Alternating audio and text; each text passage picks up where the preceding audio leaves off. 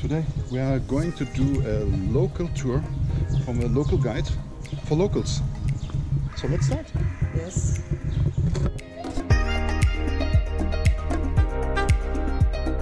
All right.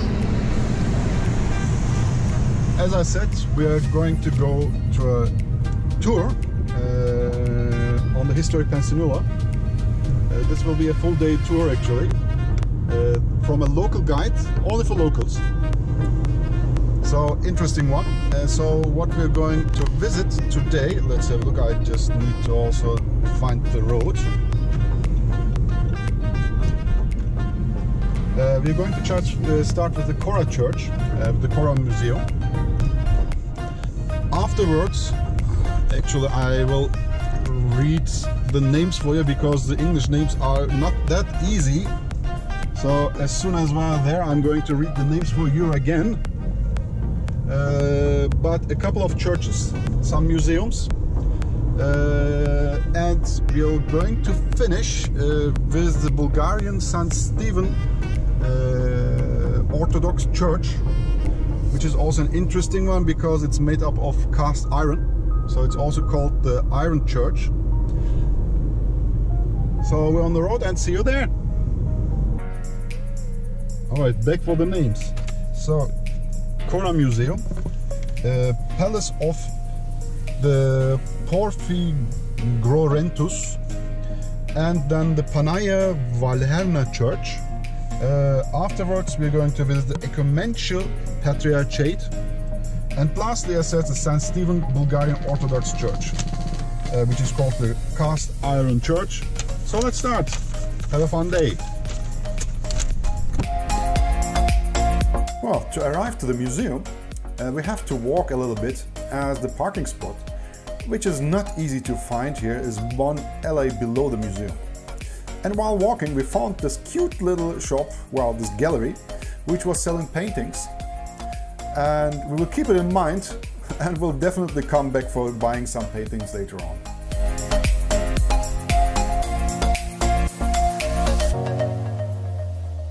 We meet with our tour group in a little cafe in front of the Chora Museum.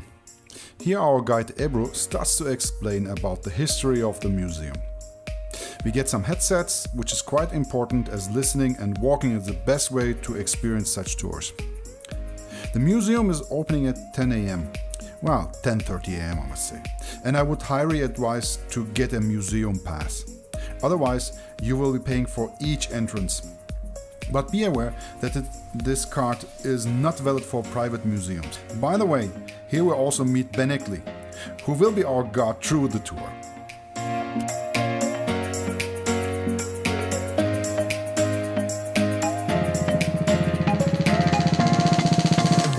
And as usual, each temple in Istanbul has its own guards. The Cats of Istanbul, of course.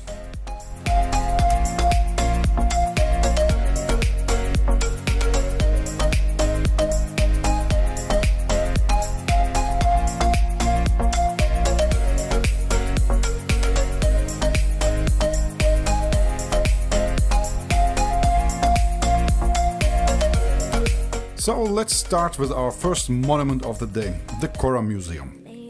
Ebru is quite knowledgeable and starts explaining about the history of the original Orthodox Church. But not only.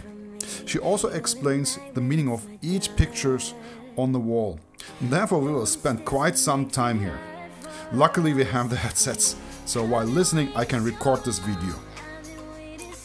I'm no history expert, but I will try to tell you some of the highlights I kept in mind from Ebru's explanation. I can't forget you.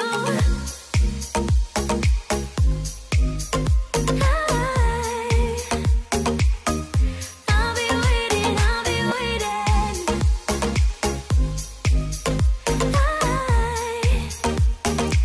The Turkish word Karya is derived from the ancient Greek word Chora, meaning outside of the city, which this chapel was actually built in the 5th century.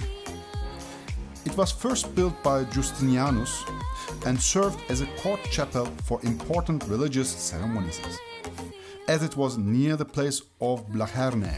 See your map up in the stars.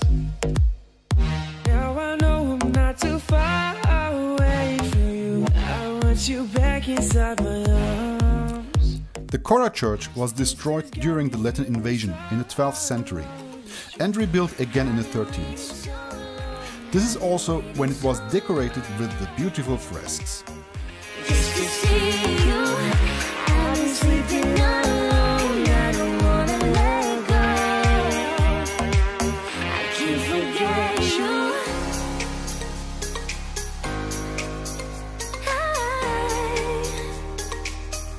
I'll be waiting, I'll be waiting. After continuing to serve as a church, following the conquest of Istanbul in 1453, the building was converted into a mosque in 1511, until 1945, when it was then converted into a museum. Waiting for you.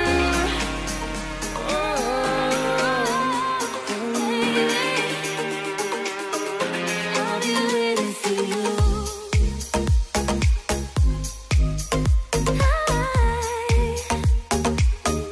I'll be waiting for you. The pictures on the wall are quite impressive, and there's a reason for it.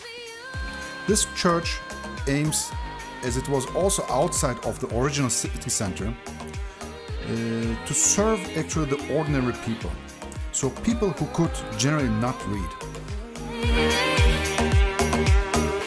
I'll be waiting for you.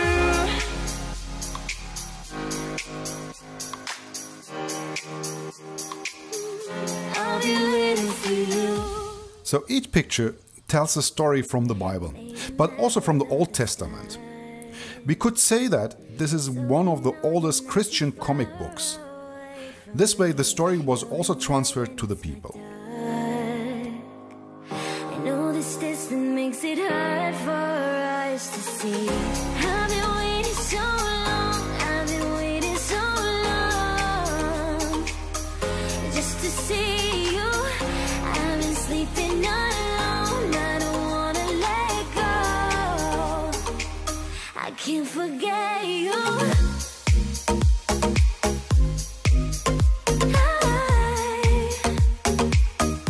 I'll be waiting, I'll be waiting.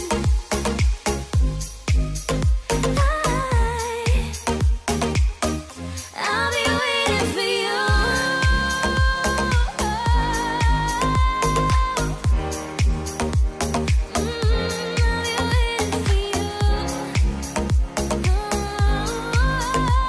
Baby, I'll be waiting for you. I see your map up in the stars. Now I know I'm not too far away from you. I want you back inside my arms. This distance got me feeling so alone. It's true. I've been waiting so long. The Chora Church is a little bit outside of the classical touristic route. But this little Orthodox church, with its luckily preserved beautiful mosaics, is definitely worthwhile to visit.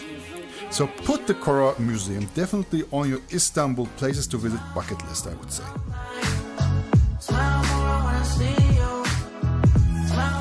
And Benekli is already waiting for us. Now, after Ebru gathering the group, we are on our way to the palace of the Porphyrogenitus. Haha, really hard name to say. These are actually the remains of the Byzantine imperial palace. Now that we have arrived at the well-renovated remains of the palace, we have to give our tribute to the palace guard. This little kitten is a little bit afraid of Benekli, who will be following us the whole tour. Wait tonight, won't you talk to me? I wanna heal your sorrow. Won't you talk to me? We'll make a new tomorrow. Won't you talk to me? By the way, as this is a private museum, the museum card is not valid here.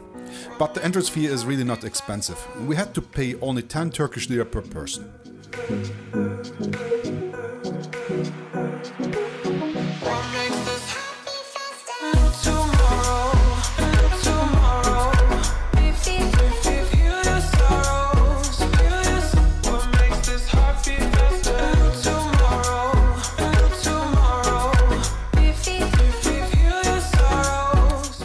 palace of the Porphyrogenitus, which means purple-born, is located on the walls of Constantinople. Being purple-born means that this person is born in the purple room of the palace, which indicates that this person is a prince. Gonna find my way tonight. Way tonight. Won't you talk to me? I wanna heal your sorrow. Won't you talk to me? We'll make a new tomorrow. Won't you talk to me? One night to find the answer. This palace is a 3-story structure, which until recently had been an empty shell. And it's the only well-preserved example of Byzantine domestic architecture. What makes this heart beat faster?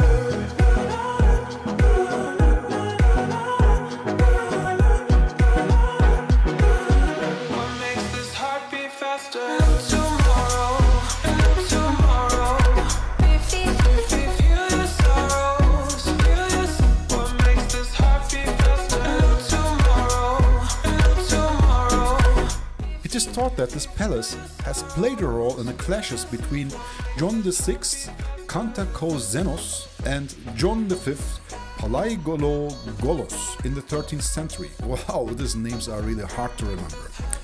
And it was possibly the imperial residence at the end of the Palaiologos era.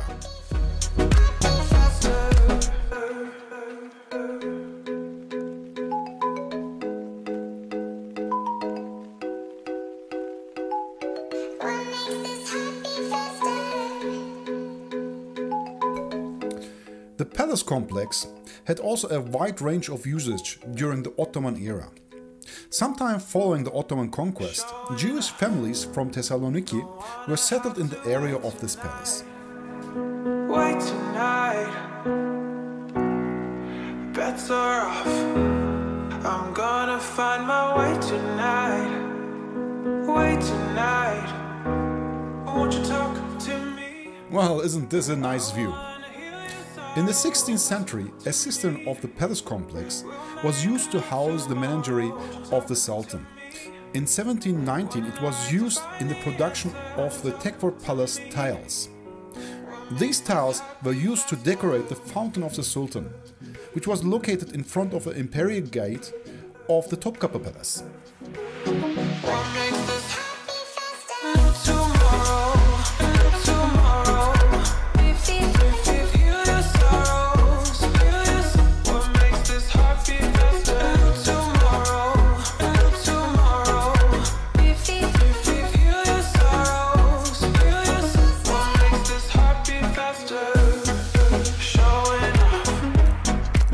While the production of tiles did not last very long, it was used in the production of glass throughout the 19th century.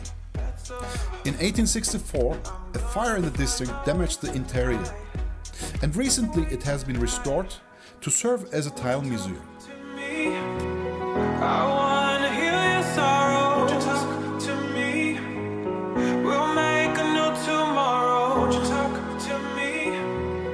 One night to find the answer. Won't you talk to me? What makes this heart beat faster?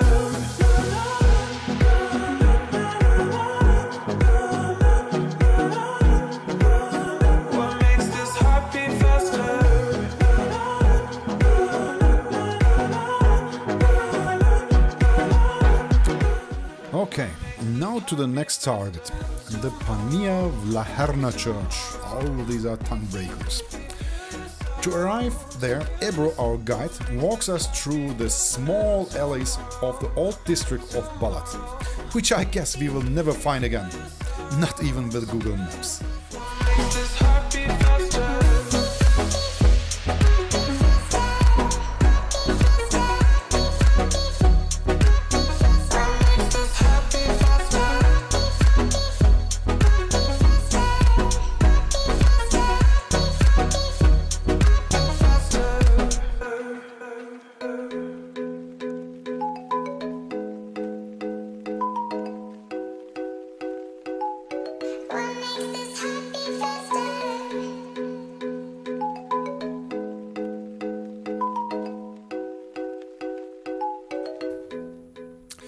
As we enter the church, Benekli waits patiently at the gates, as usual.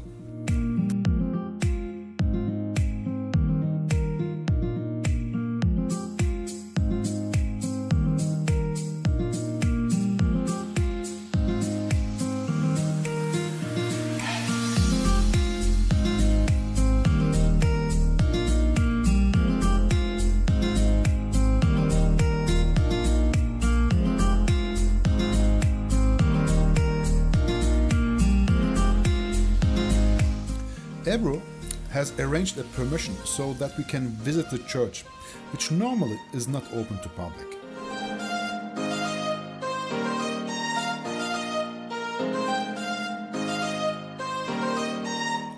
After entering the garden of the church, Ebru starts telling about the history of the church, which is quite complex and very long, I must say.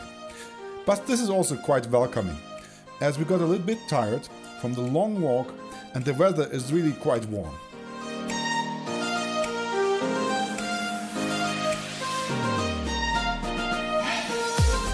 This church has been built in the 4th century and has played a great role throughout the era of the Byzantine. And it has been built on a spring, which is said to be holy actually. Sibel, my wife, took for sure a few bottles of holy water and has poured that water somewhere in our house.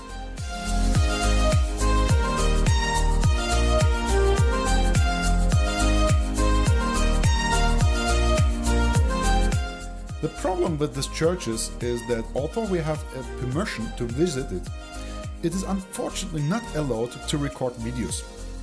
Therefore, I cannot show you more than the quick recordings we have from our GoPro.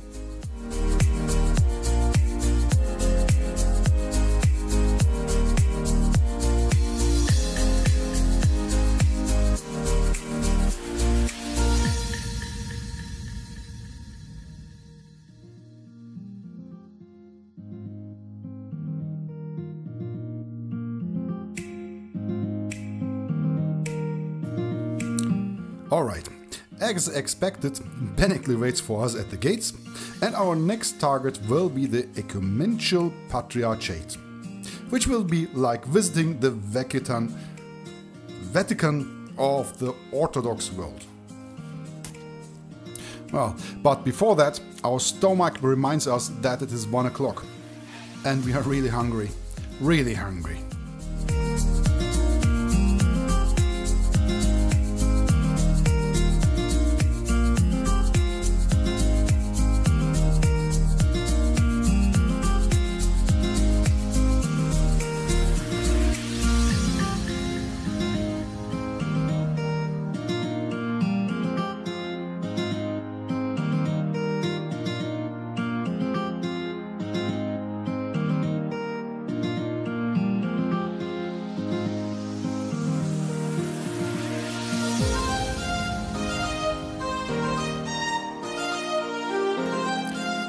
So, after a walk through the colorful streets of Balat, which are actually full of small cafes and restaurants, we arrive at Forno, which is a very good pizzeria in the middle of Istanbul.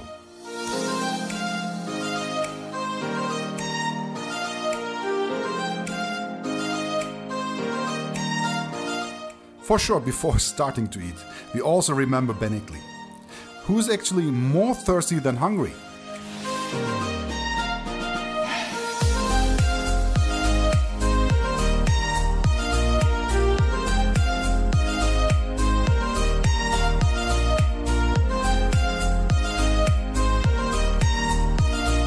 Although this restaurant is quite small, I can only recommend it. The kitchen is very clean and all the ingredients of the pizza were really fresh.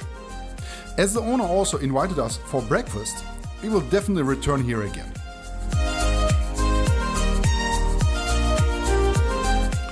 After our stomach is full again, now it is time to visit the Ecumenical Patriarchate.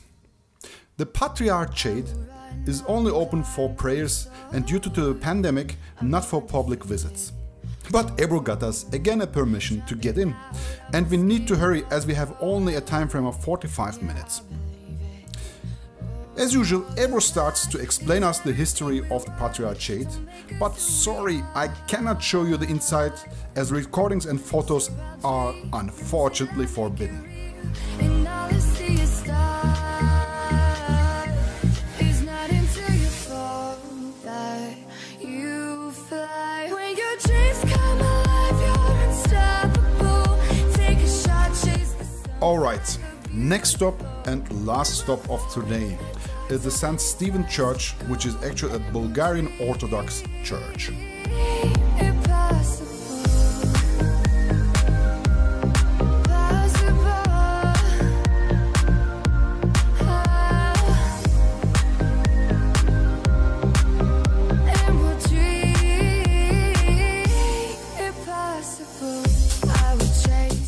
And again, unfortunately, it is not allowed to record videos in the church. So this is all I can show you as a video, but interestingly, it is allowed to take pictures in the church. Why not videos, why pictures? Don't ask me, I don't know.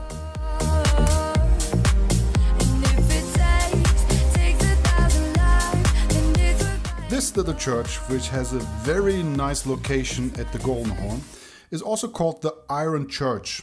And the reason for this is that the exterior is totally made out of iron.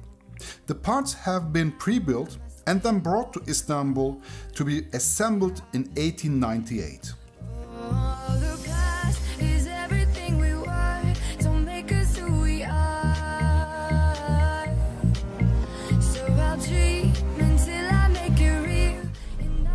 Okay, that was tiring and long, and it is now actually 5:30, so we started at 10 o'clock in the morning and now it's 5:30 in the afternoon. Quite long, but very nice things we have seen actually. So I really recommend this, and our guide was also really quite good, and I will leave her links also in the comments. Now to how much we have spent actually on it. We have spent 80 Turkish liras for the guide per person, then 60 Turkish lira for the museum card. And this is not only a one-pass museum card, this museum card is valid for the whole year, for whole Turkey actually, plus 10 Turkish liras for a private museum. So if I put it all together, 80 plus 60, 140, plus 10, 150 Turkish liras, plus also lunch. Lunch, we had a very nice place actually called Varna, where we had pizza, or better to say. And we paid per person, how much did we pay? 50 Turkish liras actually, but for a very nice dinner. So all in all, about 200 Turkish liras for a very, very nice day. Oh, and I'm tired now, and my wife also, I think, while she was snoring on the backside of the car, so thank you for that noise. And see you in the next tours, which we will definitely do outside of the touristic places for the local tourists. And stay healthy and stay safe. See you.